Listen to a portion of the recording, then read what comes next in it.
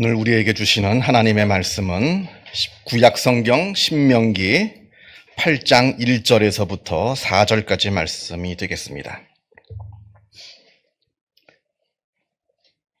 구약성경 274면에 있습니다.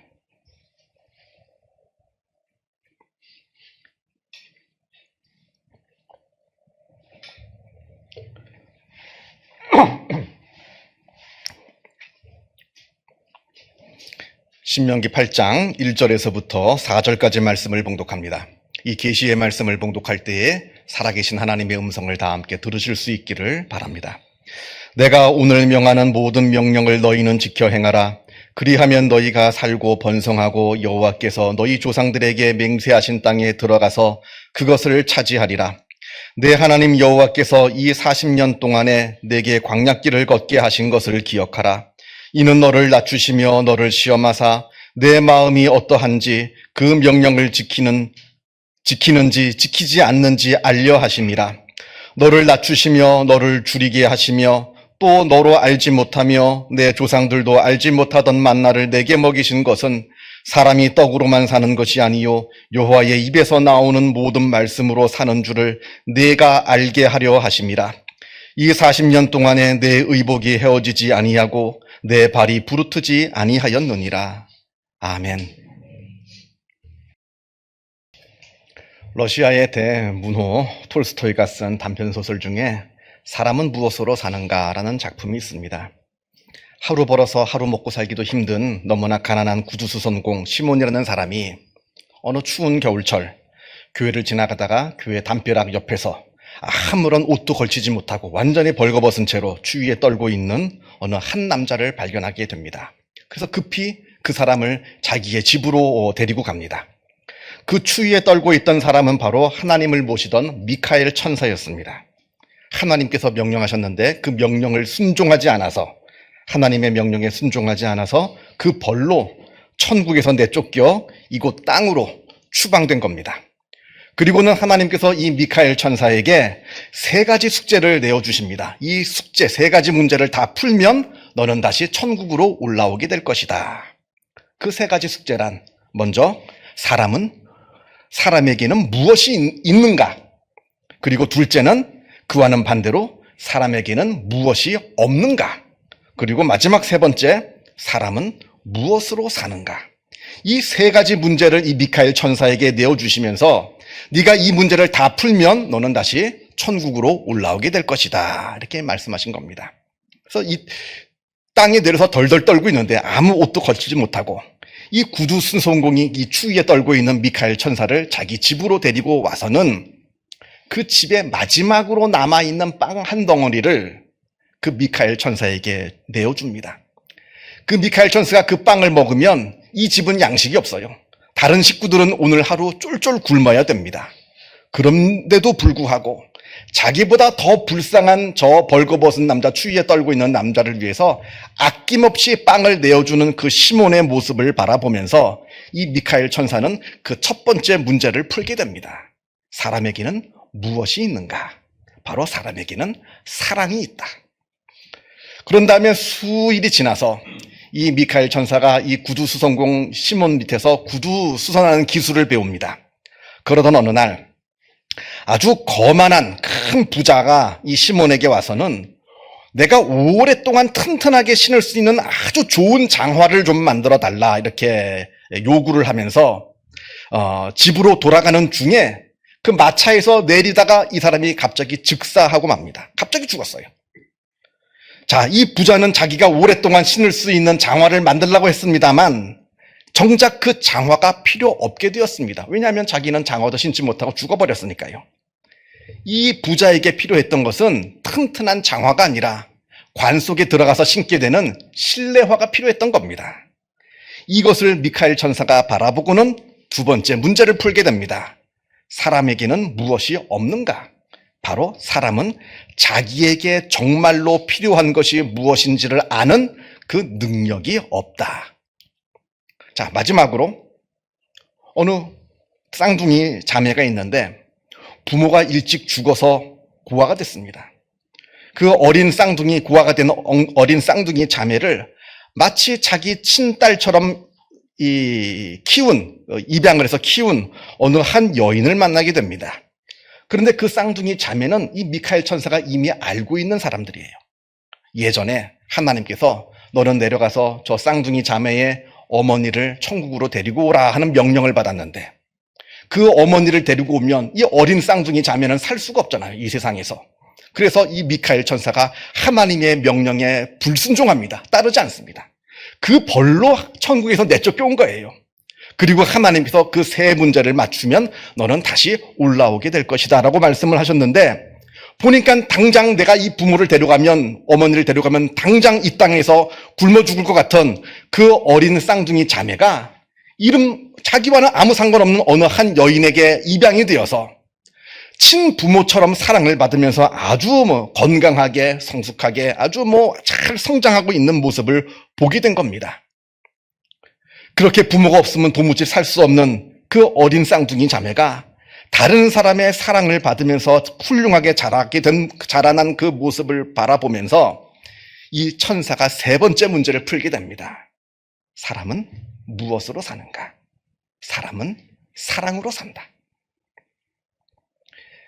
세계 2차 대전이 끝난 직후에 유럽 전역은 전쟁고아들이 참 많이 생겼습니다. 그래서 이 영국에도 보면 많은 고아원들이 생기게 되었는데, 이때 보울비라고 하는 영국 의사가 고아원에서 근무를 하고 있었습니다. 그런데 이 보울비 박사는 고아원에 있는 그 어린 아이들이 아무 이유도 없이 시름시름 앓다가 죽는 걸 보게 됩니다. 먹는 것이 부족한 게 아닙니다. 또 입는 것이 부족한 것도 아니에요. 그렇다고 잠자리가 춥고 잠자리가 불결했던 것도 아닙니다. 이 고아원에는 아무 문제가 없습니다. 충분한 식사, 따뜻한 잠자리, 청결한 환경, 전문적인 의료시설까지 부족한 것이 하나도 없는 고아원임에도 불구하고 그곳에 있는 고아 아이들이 이상하게 발육 상태도 좋지 못하고요. 너무나 쉽게 병에 걸리고, 또 병에 걸리면 낫지 못하고 또 죽게 되는 이상한 일들이 벌어지게 되는 겁니다. 이건 도무지 의학 상식으로는, 그 당시 의학 상식으로는 해결되지 않는 참 문제였어요. 이때 보울비 박사가 이 고아들을 면밀하게 관찰합니다. 오랜 시간 동안. 그때 이 아이들에게 한 가지 공통점을 발견하게 되는데, 이 아이들이 다 문을 바라보면서 울더랍니다. 하루 종일. 자기 죽은 엄마 아빠가 돌아와서 나를 데리고 가기를 바라는 거죠. 그냥 문만 보면서 이 아이들이 하루 종일 울더랍니다. 이때 보울비 박사가 아주 중요한 것을 하나 발견하게 되는데, 이 아이들에게 결핍되어 있는 것은 무슨 영양분이나 의약품이 아니라 바로 부모의 사랑이었다는 것을 알게 됩니다. 부모의 사랑이 결핍되니까 이 아이들이 살지 못하고 죽게 되는구나. 이러한 사랑의 결핍이 이 아이를 죽게 된다고 하는 사실을 발견하게 되는데, 이게 바로 심리학에서 말하는 애착 이론입니다. 애착 이론. 20세기 안에서 발견된 아주 중요한 어떤 이 심리 원리들 중에 하나가 바로 이 애착 이론입니다. 아주 엄청난 이론이라고 하는 엄청난 이론을 이 보울비 박사가 이 고아들을 통해서 발견하게 되는 겁니다. 여러분, 앞에서 사람은 무엇으로 사는가? 사람은 사랑으로 산다. 톨스토이가 말했습니다만, 이게 무슨 동화책에서나 나오는 허무맹랑하고 유치한 이야기가 아닙니다. 이건 진리입니다. 이걸 보울비 박사가 의학적으로, 과학적으로 밝혀낸 겁니다. 사람은 사랑이 없으면 살 수가 없습니다. 여러분, 우리 인간이라고 하는 존재, 우리 사람은 절대로 물질로 사는 존재가 아닙니다. 적당한 영양분, 적당한 수분, 적당한 온도와 습도, 또 안락한 환경, 이것만 주어진다고 우리 사람은 살아날 수 있는 존재가 아니라는 겁니다. 우리 인간은 물질 그 이상의 것이 필요합니다. 우리 인간은 땅에 속한 것이 아니라 하늘에 속한 것의 공급을 받아야 살아갈 수가 있는 존재라는 겁니다. 오늘 본문 신명기는 모세의 마지막 설교입니다. 하나님의 명령을 받아서 이스라엘 백성들을 출애굽시킨 후에 40년 동안 광야에서 이스라엘을 쭉 이끌었던 이 모세가 꿈에도 그리던 이 가나안 땅을 멀리서 내다보면서 이 가나안 땅으로 들어가기 직전인 이스라엘 백성에게 마지막으로 전하는 고별 설교, 유언과도 같은 고별 설교가 바로 신명기의 말씀입니다. 이제 가나안 땅으로 곧 들어가게 될 텐데 저 가나안 땅은 분명 하나님의 축복입니다. 왜냐하면 저 가나안 땅은 이스라엘이 지난 40년 동안 지냈던 광야하고는 비교할 수 없는 정도로 너무나 풍요롭고 안락한 땅이기 때문에 그럽니다. 얼마나 안락하고 얼마나 풍요로운 땅인지 별명이 젖과 꿀이 흐르는 땅이에요. 얼마나 좋았으면. 자, 이제부터는 저 땅에 들어가게 되면 아무 때나 마음껏 물을 실컷 마실 수가 있습니다. 광야에서는 가끔씩 하나님께서 물을 내주셔야만 그때 물을 마셨는데 이제부터는 저 가나안 땅에 들어가면 도처에 우물이 있고요. 도처에 시내가 있습니다. 그래서 아무 때나 내가 원하기만 하면 실컷 그 물들을 마실 수가 있습니다. 또 이제부터는 마음껏 배부르게 양식을 먹을 수가 있습니다. 지금 동안은 40년 동안 만나만 지겹도록 먹었는데 이제 저 땅에 들어가게 되면 저 땅에는 들어가면 이제부터는 빵, 고기, 과일, 채소 마음껏 내가 먹을 수가 있습니다. 또 지금까지는 40년 동안 그 뜨거운 태양볕 밑에서 이리저리 이렇게 떠돌면서 생활을 했는데 이제 저 가나안 땅에 들어가면 떠돌 필요도 없이 한 곳에 정착해서 집을 짓고 아주 안락한 삶을 살 수가 있는 겁니다. 그러니까 너무나 큰 축복이죠. 그런데 그와 동시에 가나안 땅은 또 다른 저주이고 또 다른 화이기도 했습니다. 왜냐하면 이스라엘 백성들이 하나님을 잊어버릴 수 있는 위험이 있기 때문에 그러했습니다. 무슨 말이냐면 이스라엘 백성들이 이 가나안 땅에서 누리게 될 그 복에 너무나 쉽게 익숙해질 수 있다는 겁니다. 너무 쉽게 익숙해집니다. 처음에 가나안 땅에 들어가면 다 신기하죠. 물도 마음껏 마실 수 있고 이것저것 마음껏 먹을 수 있으니까 신기한 따름입니다. 하나님께 감사하겠죠. 그러나 한 해, 두 해가 지나가면 그 모든 은혜들이 당연한 것으로 여겨진다는 겁니다. 당연한 것으로. 감사가 없어집니다. 예전에 광야에 살 때는 목이 마르면 목마르다고 하나님께 기도해야 했습니다. 배가 고프면 배고프다고 하나님께 기도해야 했습니다. 햇볕이 뜨거우면 햇볕이 뜨겁다고 하나님께 기도해야 했습니다. 밤에 추우면 춥다고 하나님께 기도해야 했습니다. 이게 지난 광야의 40년간의 삶이었어요. 지난 광야의 40년간의 삶은 기도하는 삶이었습니다. 늘 기도하고 하나님을 찾고 하나님을 구하는 삶이었습니다. 자, 이제 가나안 땅에 들어가면 더 이상 기도할 필요가 없습니다. 기도하지 않아도 물을 마실 수가 있고 기도하지 않아도 배부르게 먹을 수 있고 기도하지 않아도 시원한 집에 들어갈 수 있고 기도하지 않아도 따뜻한 집에 들어갈 수가 있습니다. 그래서 우리가 오늘 본문에 읽지는 않았습니다만 11절 말씀, 신명기 8장 11절 말씀을 보게 되면 모세가 이렇게 경고합니다. 내 하나님 여호와를 잊어버리지 않도록 삼갈지어다. 내 하나님 여호와를 잊어버리지 않도록 삼갈지어다. 그 물질적인 축복에 취해가지고 그 물질에 빠져서 하나님을 잊어버리고 하나님을 버리는 그러한 어리석은 삶을 살지 않도록 조심하라 경고하는 겁니다. 가나안 땅은 그러니까 축복인 동시에 화입니다. 그리고 가나안 땅이 화가 되고 저주가 될 수 있는 두 번째 이유가 있는데 그 두 번째 이유는 그 땅에 먼저 자리 잡고 있는 가나안 종교들 때문에 그러합니다. 바로 바알과 아세라로 대표되는 가나안 종교들. 종교사를 공부하다 보면요, 지금까지 세계 역사 속에서 수많은 종교들이 있었는데 정말 이해할 수 없는, 정말 유달리 저질적이고 아주 이해할 수 없는 말도 안 되는 종교가 제가 볼 땐 두 개가 있습니다. 그중 하나는 남미에 있는 아즈텍 문명의 종교이고요. 또 다른 하나는 가나안 땅에 있던 이 가나안 종교입니다. 자, 먼저 아즈텍 종교는 아주 잔인하기로 유명합니다. 그냥 닥치는 대로 사람을 죽여요. 사람 죽이는 게 제사 방식입니다. 기록에 의하면 4일 동안 축제 기간이 있었는데 그때 축제 기간에 사람을 얼마나 죽였느냐? 무려 8만 명을 죽였답니다. 그게 기록이 나와요. 하루에 2만 명씩 죽이는 꼴이 됩니다. 자기들 신에게 제사를 드린다는 이유만으로 4일 동안에 8만 명을 죽였습니다. 그때만 죽이고 그 다음부터는 사람을 안 죽이고 그냥 평온했냐? 그게 아니에요. 칼렌더가 있습니다.